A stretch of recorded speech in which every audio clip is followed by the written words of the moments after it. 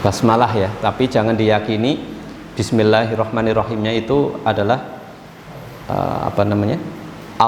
awal dari ini, awal dari ayat ya, atau awal dari surat ini ya. Jadi boleh bismillah kenapa? Untuk tabaruk ya, untuk kita mengharap keberkahan dari Allah Subhanahu wa taala. Tapi ta'awudz saja sudah cukup ya. Ta'awudz sama basmalah atau ta'awudz saja? Ta'awudz saja ya, biar nanti tidak ada tahu-tahu bismillah gitu ya. Ta'awudz saja ya.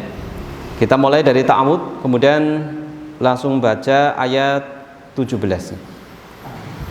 1, 2, 3. A'udzu billahi minasy syaithanir rajim.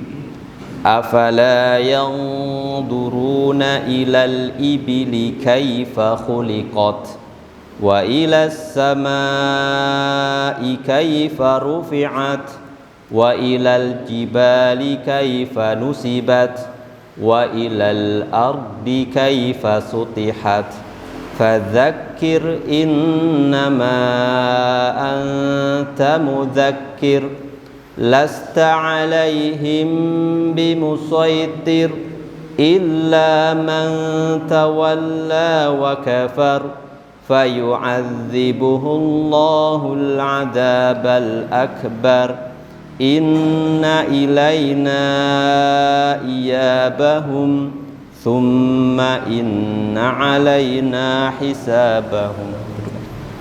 Ya.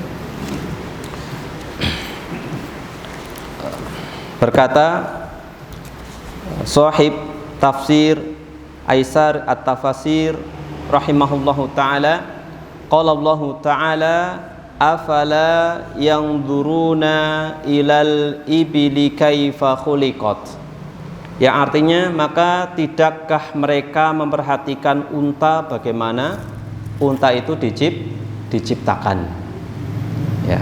Kita baca terjemahannya dulu. Wa ilas samai kaifa rufi'at, dan langit bagaimana ditinggikan. Maksudnya apa? Dan tidakkah mereka juga memperhatikan bagaimana langit ditinggikan? Sebagaimana tadi pertanyaannya sama. Kemudian wa ilal jibali kaifa nusibat, dan gunung-gunung bagaimana ditegakkan. Ya, ditegakkan atau ditancapkan. Wa ilal ardi kaifa sutihat, dan bumi bagaimana dihamparkan. Fadzakir innama anta mudzakkir, maka berilah peringatan karena sesungguhnya engkau, yaitu Muhammad, hanyalah seorang pemberi peringatan. Lasta alaihim bimusaitir, engkau bukanlah orang yang berkuasa atas mereka. Jadi tugasnya adalah untuk menyampaikan saja, adapun hasilnya itu bukan tugas dari Nabi Muhammad. Ala illa man tawalla wa kafar, kecuali jika ada orang yang berpaling dan kafir, fayu'adzibuhullahul 'adzabal akbar, maka Allah akan mengazabnya dengan azab yang besar. Inna ilaina iyabahum thumma inna alaina hisabahum, sungguh kepada kamilah mereka kembali. Iyabahum itu sama dengan turja'un gitu, turja'un ya. Inna lillahi wa inna ilaihi raji'un, itu sama dengan raji'un. Iyabahum itu sama dengan kembalinya ya. Sungguh kepada kamilah mereka kembali. Kemudian sesungguhnya kewajiban kamilah membuat perhitungan atas mereka. Jadi kembalinya kepada Allah, nantinya juga akan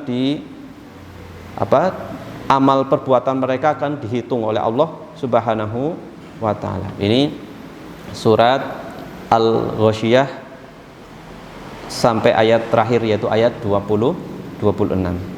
Bapak dan Ibu jamaah kaum muslimin yang semoga dirahmati Allah Subhanahu wa taala. Ya. Sebelumnya kita ulas dulu dari ayat pertama, yaitu dari awal surat, yaitu hal ataka haditsul ghasyiyah, tidakkah datang kepadamu berita tentang hari kiamat. Pada hari kiamat manusia itu terbagi menjadi berapa? Di dalam surat Al-Ghasyiyah terbagi menjadi berapa? dua, ya, terbagi menjadi dua.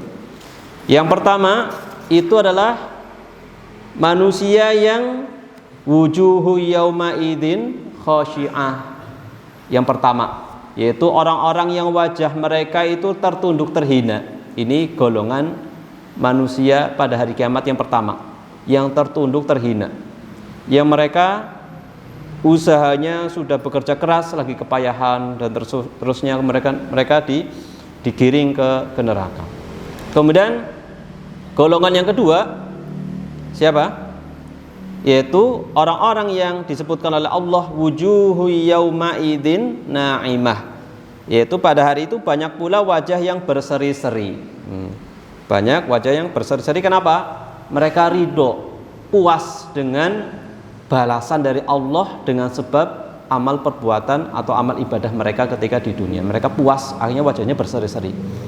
Nah, pada kesempatan malam hari ini kita masuk ke ayat 17. Ini Allah Subhanahu wa taala ada apa gerangan, tahu-tahu kau menyebutkan tentang ada onta, ada langit, ada gunung, ada bumi. Terus apa lagi? Yaitu ada 4 ya makhluk Allah Subhanahu wa taala. Ada apa gerangan? Ya. Ini adalah Allah Subhanahu wa taala sedang menerangkan tentang ayat-ayat kebesaran Allah.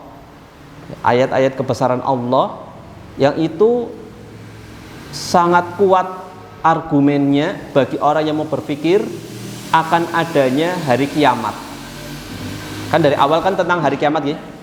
Nah, hari kiamat kan sesuatu yang gaib, belum bisa kita lihat, belum bisa kita rasakan. Tetapi apakah di dunia ini ada semacam tanda-tanda bukti bahwasanya kelak itu ada hari kiamat? Bukti secara kauniyah, secara alam. Ya, seperti itu ya. Jadi ini Allah Subhanahu wa taala hendak memberikan bukti yang kuat yang di alam semesta ini akan adanya hari kiamat, yaitu dengan penciptaan onta, penciptaan langit, penciptaan gunung dan bumi. Ya. Maka di sini disebutkan Sahib Tafsir Aisari Tafasir rahimahullah taala mengatakan dalam penjelasan ayatnya, firman Allah Subhanahu wa taala,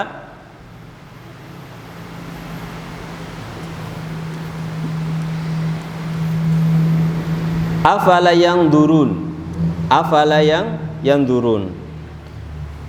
Tidakkah mereka yang durun melihat atau memperhatikan ayungkirunal ba'tsa wal jaza. Maknanya adalah tidakkah mereka itu mengingkari adanya hari kebangkitan, yaumul ba'ats, yaumul jaza, hari pembalasan.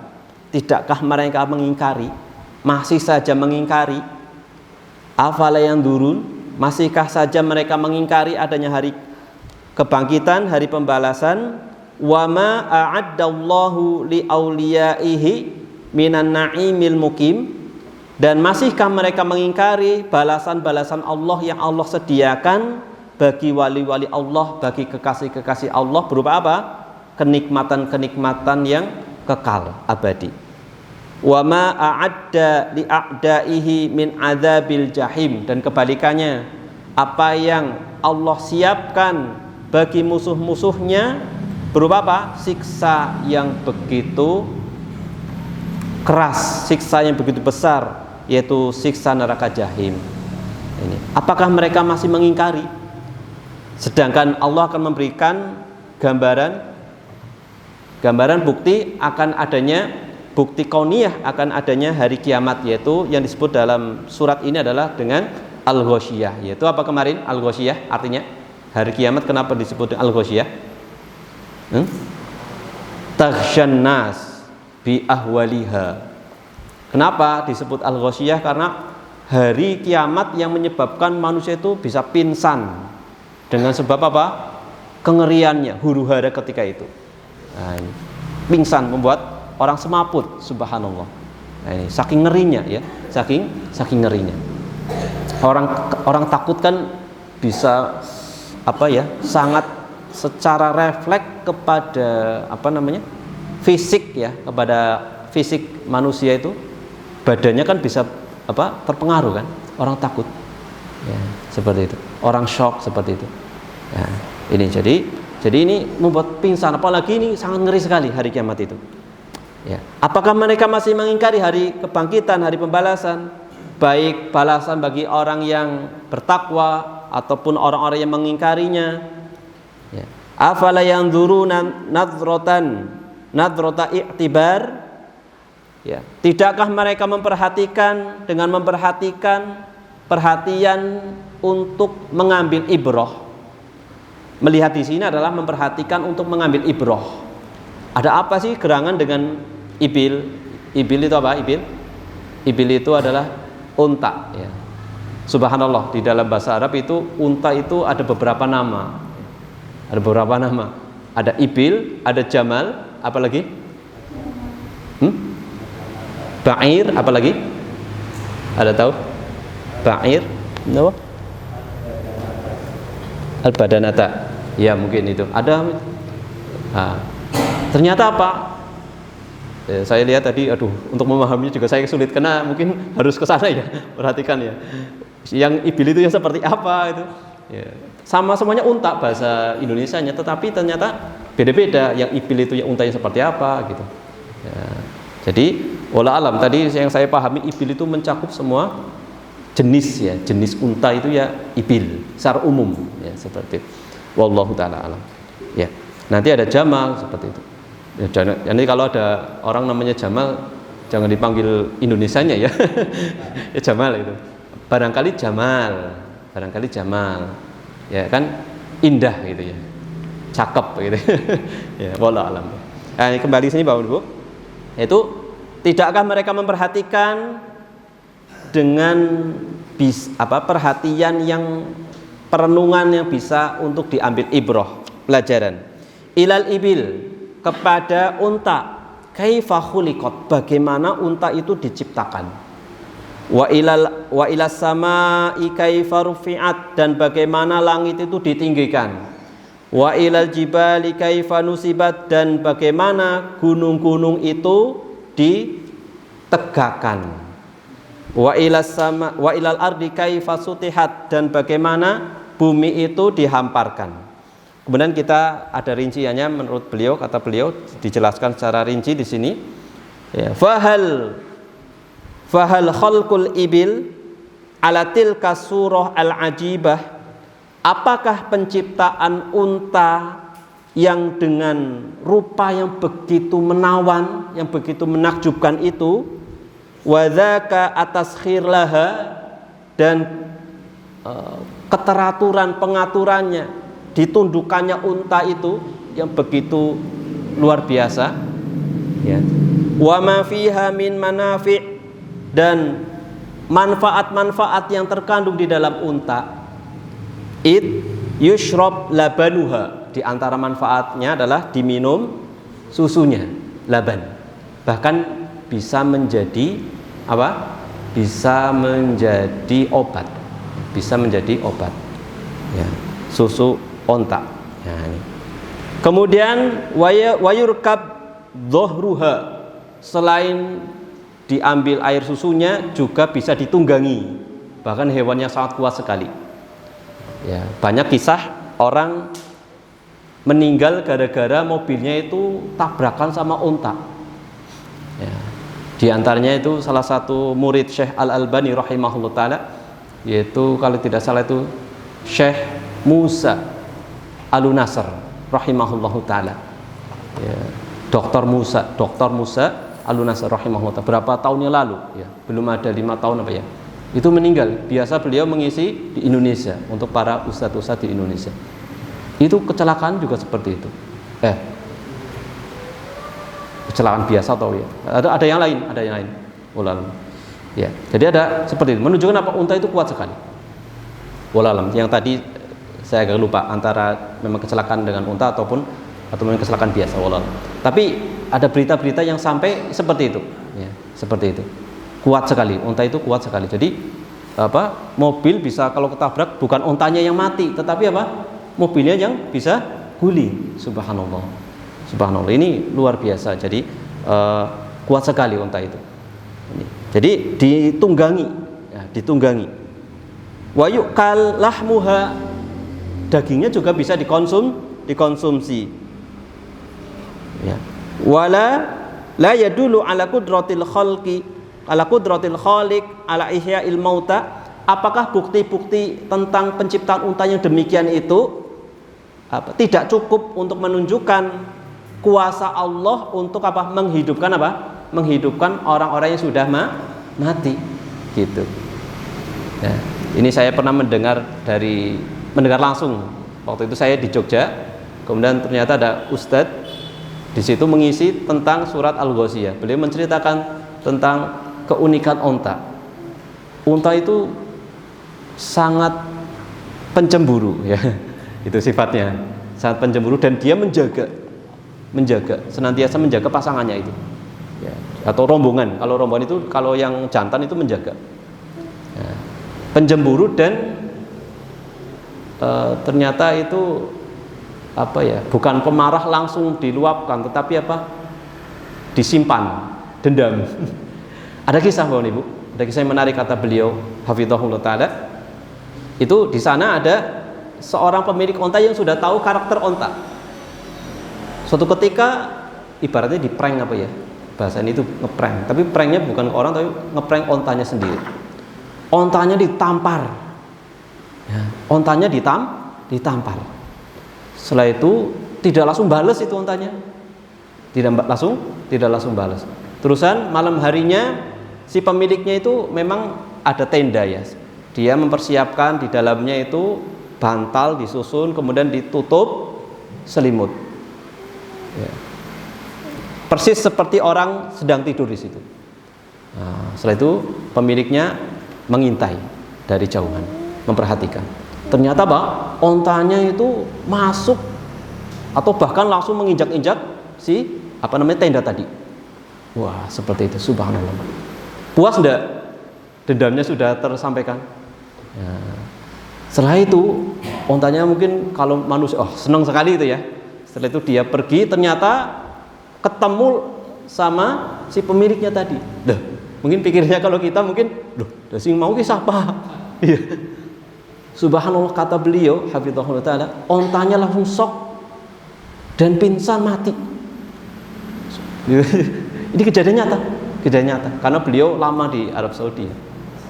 Ustadz Firanda hafizahullah taala. Saya pas di pondok, ya, waktu itu sana, kemudian beliau pas subuh, ya, lagi di situ, kemudian subuh ngisi terkait dengan surat Al-Ghasyiyah ini, ya, ini.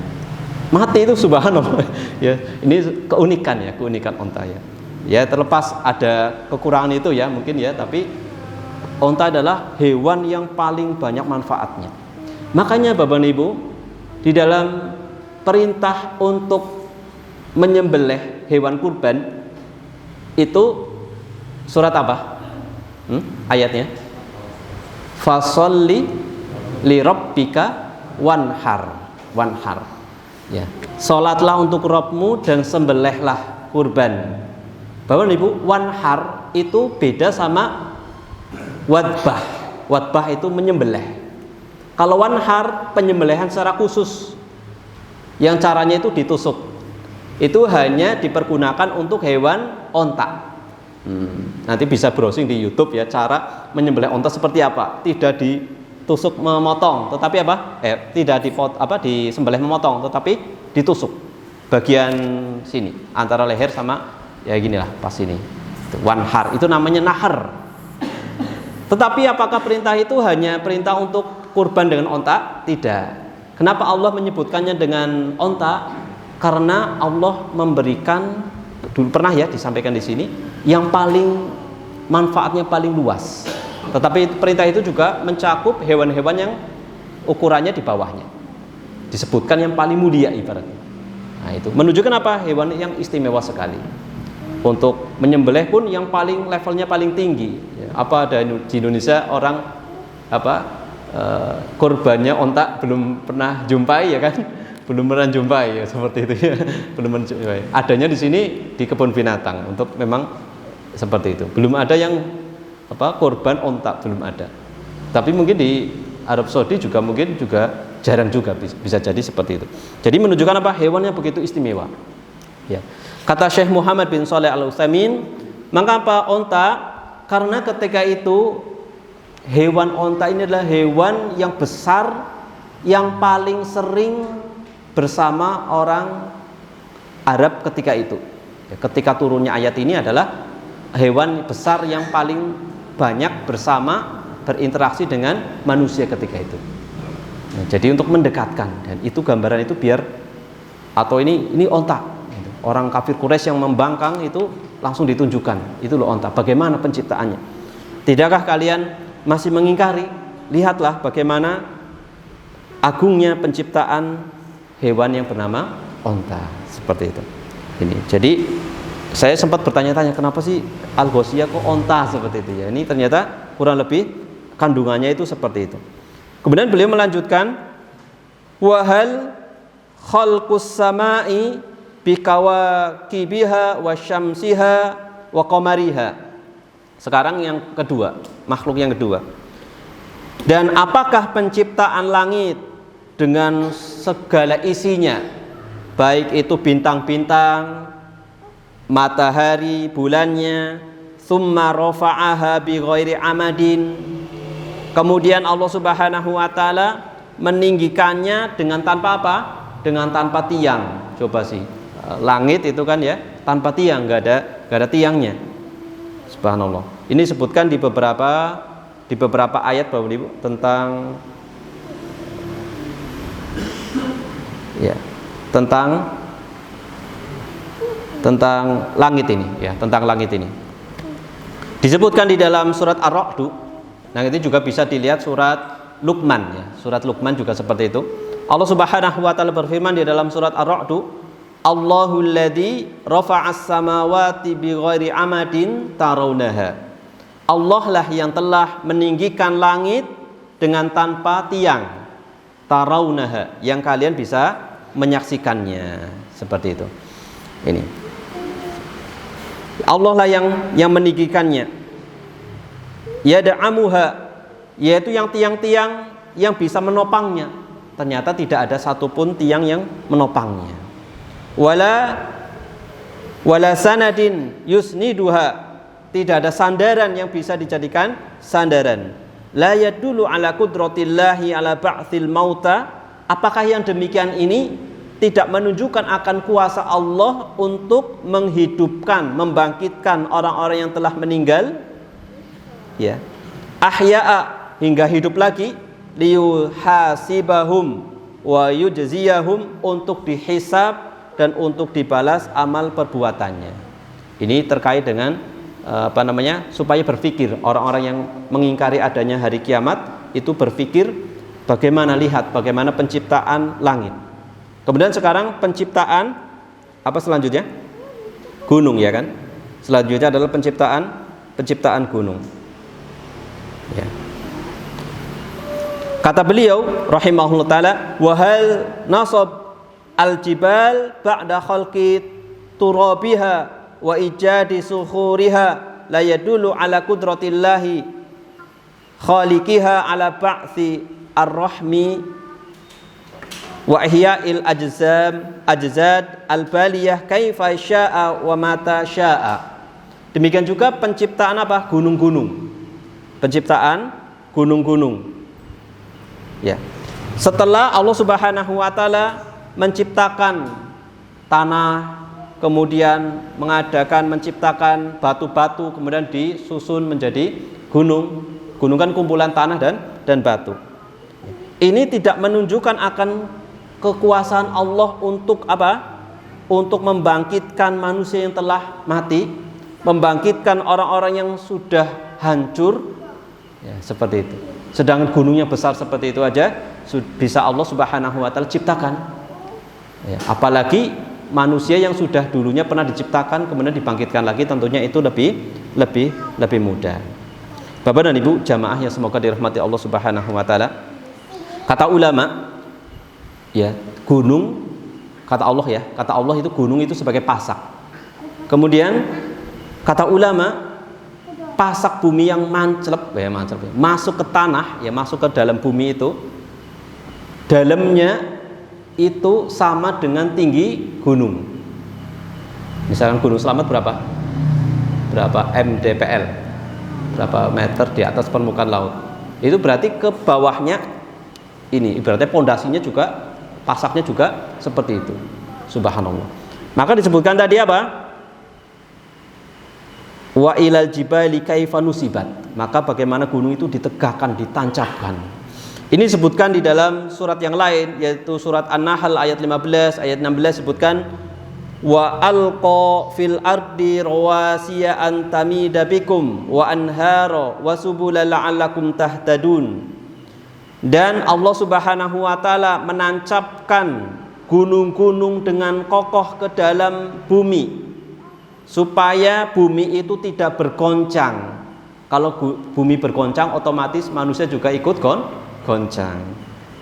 Demikian juga Allah menciptakan sungai-sungai, jalan-jalan supaya kalian bisa mengetahui arah, seperti itu. Ini disebutkan oleh Allah Subhanahu wa taala terkait dengan gunung. Kemudian ayat yang berikutnya, bukti yang berikutnya adalah bumi. Wa ilal ardi kaifa sutihat. Ya, dan bagaimana bumi itu sutihat. Bagaimana bumi itu dihamparkan. Nah, kalau dihamparkan bayangan kita ya berarti bumi itu bundar apa tidak? Bulat apa tidak? Ya ini memang dari dulu terjadi polemik. Bumi itu bulat atau datar ya. Kalau di ayat ini seperti itu. Tetapi wallahu alam ya, wallahu alam. Kalau Syekh Muhammad bin Shalih Al-Utsaimin rahimahullah itu bulat. Ya, ini dikuatkan oleh sebuah ayat ya. Yukawiru laila 'alan nahar wa yukawiru nahar 'alal lail, seperti itu. Kemudian di ayat yang lainnya juga seperti itu. Wa idzal ardu muddat, dan bumi itu dihamparkan. Ini tidak menafikan bahwasanya bumi itu bulat. Wallahu a'lam. Jadi kita tidak perlu mendalami hal seperti itu gitu. Ya. Ya, ini memang sudah polemik dari dulu. Ini butuh pembuktian ya. Butuh pembuktian, dan ternyata secara ini pun logika pun menunjukkan bumi itu bulat. Wallahu a'lam. Ya, ini tanda yang terakhir yaitu terkait dengan bumi. Ya. Wa hal khalqul ardi bi kulli ma fiha. Apakah penciptaan bumi dengan segala apa yang terkandung di dalamnya? Summa basatoha, kemudian Allah Subhanahu wa taala menghamparkannya, wa tastikhiha, kemudian ya Allah meratakannya, lihayatin alaiha, untuk kehidupan di atasnya, wasair fauqaha, dan untuk apa? Sebagai supaya manusia itu bisa berjalan di atasnya, wa ta'miriha, dan Allah Subhanahu wa taala telah memakmurkan bumi dengan penuh bangunan-bangunan yang ada, bi anwa'il umran, dengan berbagai macam bangunan-bangunan, la yadullu ala qudratillahi alal ba'thi wal jaza. Apakah yang demikian ini, yang penciptaannya begitu besar ini, tidak menunjukkan akan kuasa Allah untuk membangkitkan dan membalas manusia ya. Famalil qaumi la yandurun wala yufakirun, maka hendaknya kaum itu memperhatikan dan memikirkan. Ini bukti-bukti kauniyah yang alam semesta sebagai bukti bahwasanya akan adanya hari pembalasan dan hari pembangkitan oleh Allah Subhanahu wa taala. Kemudian Allah Subhanahu wa taala berfirman, fadzakir innama anta mudzakir lasta alaihim bimusaitir. Maka wahai Muhammad, ingatkanlah mereka, sesungguhnya engkau itu hanya seorang pemberi peringatan, lasta alaihim bimusaitir, dan engkau tidak bertanggung jawab bagaimana mereka itu beriman ya. Ba'da lafatil anzaril musyrikina ila ma law nadharu ilaihi wa tafakkaru fihi lahtadau ilal haq. Setelah orang-orang musyrikin yang menentang, yang membangkang, mengingkari akan adanya hari kiamat, sekiranya mereka itu sudah melihat, memperhatikan, memikirkan tentang penciptaan Allah, niscaya mereka bisa mendapatkan petunjuk kebenaran sebenarnya. Cukup dengan bukti yang ada saja itu sebenarnya sudah bisa, mereka itu bisa menerima kebenaran. Wa arafu annal khaliq likulli syai'in la ya'jizuhu ba'tsu ibadihi wala jazaa'uhum. Ya. Dan Allah Subhanahu wa taala yang menciptakan segala sesuatu tentunya mampu untuk membangkitkan hamba-hambanya dan membalas hamba-hambanya. Maka Nabi Muhammad SAW memerintahkan Rasulullah SAW untuk melaksanakan perkara yang penting, melaksanakan perkara yang penting, yang dia bisa dipercaya, yaitu apa? Wahya tadzkir dunal hidayah allati hiya lillahi wahdah duna siwa, yaitu hanya memberikan peringatan, sedangkan hidayah itu di tangan Allah Subhanahu wa ta'ala. Ya. Kemudian Bapak Ibu perlu disampaikan bahwasanya hidayah itu ada dua nih. Hidayah itu ada dua. Pertama hidayah taufik wal irsyad. Itu adalah hidayah taufik. Hidayah taufik itu adalah hidayah hanya milik Allah Subhanahu wa ta'ala. Kemudian hidayah itu irsyad. Hidayah memberikan petunjuk, yaitu adalah tugasnya para nabi dan rasul. Tetapi hidayah yang kedua ini tidak akan sampai, tidak akan terwujud kecuali dengan hidayah dari Allah Subhanahu wa ta'ala. Jadi tugas kita, tugas manusia itu hanya menyampaikan, ya, menunjukkan, membimbing. Adapun nantinya akan diberikan hidayah taufik oleh Allah, itu haknya Allah Subhanahu wa ta'ala. Ya, kurang apa lagi paman Nabi Muhammad SAW yang dari kecil ini ya, mengasuhnya, ya, membela ketika sudah menjadi nabi pun membela dan mengakui sebenarnya apa? Mengakui bahwasanya Nabi Muhammad itu benar ajarannya, tetapi tidak mau mengikrarkan, bersyahadat. Ternyata Rasulullah tidak bisa memberikan hidayah sampai meninggal masih berada di atas kekufuran seperti itu. Ya, ini jadi hidayah itu ada dua. Tugas kita, tugas para nabi dan rasul itu adalah memperingatkan, menyampaikan saja. Adapun setelahnya ya diserahkan kepada Allah Subhanahu wa ta'ala. Tentunya tidak sekali tok diajarin, ditunjukin, dinasihatin sekali tok. Kalau belum bisa ya terus seperti itu sampai batas batas benar-benar sudah maksimal. Jangan sampai mengatakan demi Allah kamu tidak akan masuk surga dan seterusnya. Jangan sampai seperti itu. Jangan mendahului kehendak Allah Subhanahu wa ta'ala. Saya pernah menyampaikan di sini ada kejadian yang kata Rasulullah SAW, diceritakan oleh beliau SAW. Ada seorang soleh, kemudian temannya itu ahli maksiat, setiap hari dinasehati, ya, setiap hari dinasehati, tidak mau terus, sampai putus asa. Demi Allah, dia bersumpah atas nama Allah, ya, kamu tidak akan masuk surga, kamu akan masuk neraka. Subhanallah. Maka Allah murka terhadap orang tadi. Ternyata keadaannya dibalik. Ketika meninggal, orang soleh ini malah dimasukkan ke dalam neraka, dan orang yang bermaksiat ini ternyata bertobat kepada Allah dan dimasukkan ke dalam surga. Ini ibrah yang begitu luar biasa. Jadi tugas kita adalah menyampaikan dan mendoakan karena diserahkan kepada Allah Subhanahu wa ta'ala. Ya, kita lanjutkan. Fadzakir innama anta mudzakir, dzakir bi madhahiri qudratina wa ayatina fil afaqi wa alaina 'alal ibad. Wa ayatina fil afaqi wa alaina 'alal ibad. Ingatkanlah manusia dengan bukti-bukti kekuasaan Allah.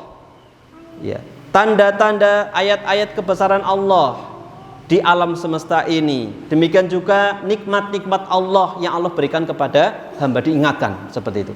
Allah kan sudah baik, sudah memberikan rezeki dan seterusnya. Diberikan kebaikan diingatkan kebaikan Allah Subhanahu wa ta'ala. Ya. Innama anta mudzakir laisa ghair. Engkau itu hanya pemberi peringatan, bukan tugas yang lainnya. Kemudian Allah Subhanahu wa ta'ala lasta 'alaihim bimusaitir. Ya, engkau tidak berkewajiban untuk orang itu diberikan hidayah atau tidak. Ya.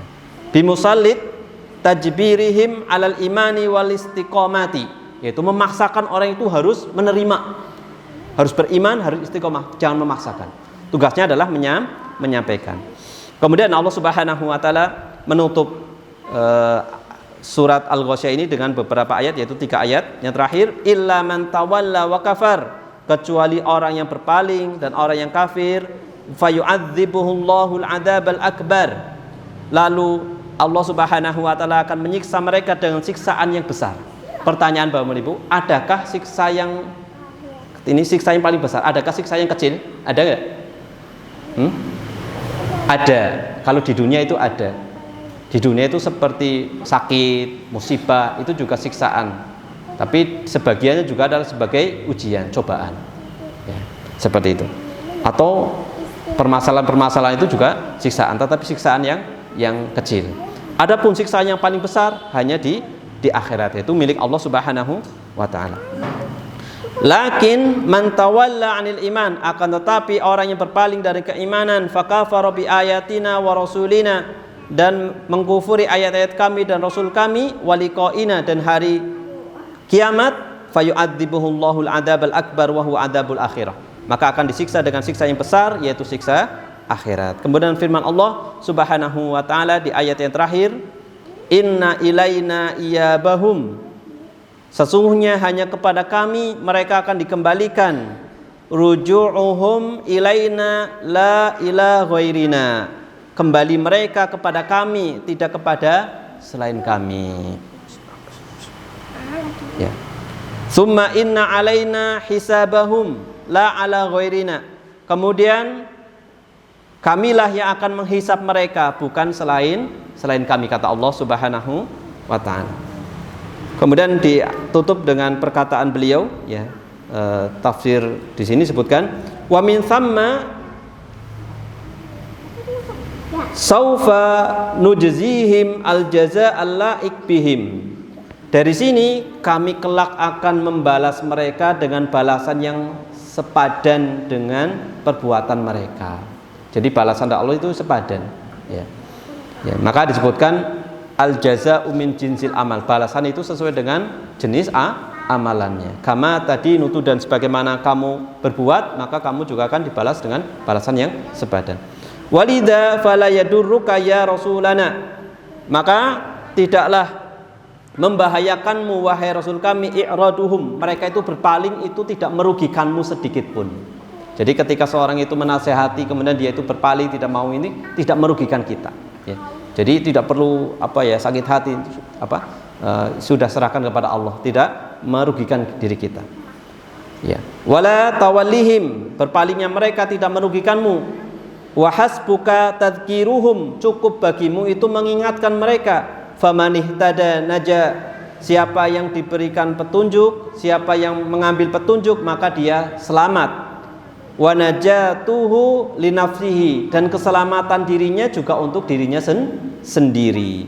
Wa man dhalla fa innama yadilu 'alaiha, dan siapa saja yang tersesat, maka dia tersesat fa innama yadilu 'alaiha, maka dia adalah orang yang tersesat.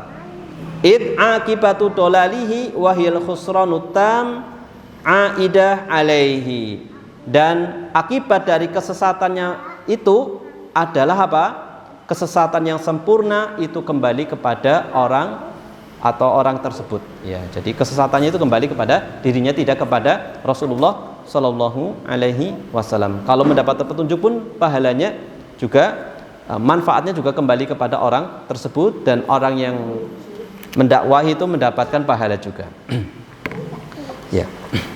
Ya, ini penjelasan dari beliau rahimahullah taala. Kemudian beliau menjelaskan di sini beberapa kesimpulan, ya. Ada 3 kesimpulan sebagai penutup surat Al-Ghasyiyah ini.